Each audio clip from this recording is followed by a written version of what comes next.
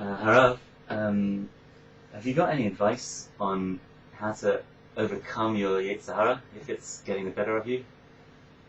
Look, the yetzer is a very big thing.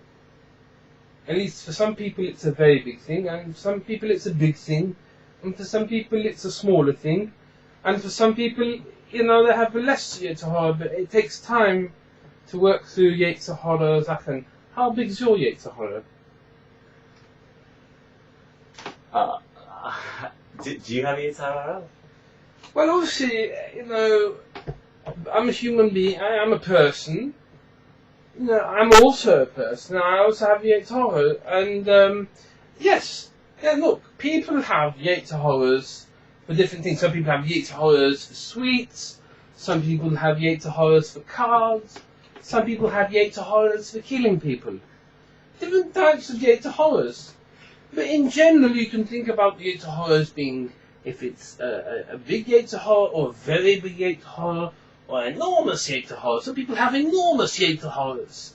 So it really depends on what you're dealing with, and the first thing you should do is to categorize how big your yetzer actually is. But how do I know? Well, one of the things you could do is to take a paper and a pen and to write down some of your yetzer, and then look at the paper, and you should be able to see if it's big, if it's very big, if it's enormous. You should be able to gauge a basic idea of where your yetzer, if it's a big one, or if it's an enormous one, a very, very big one, or if it's a small yetzer, you should get an idea from the paper. And if it's big, what do I have to do about it?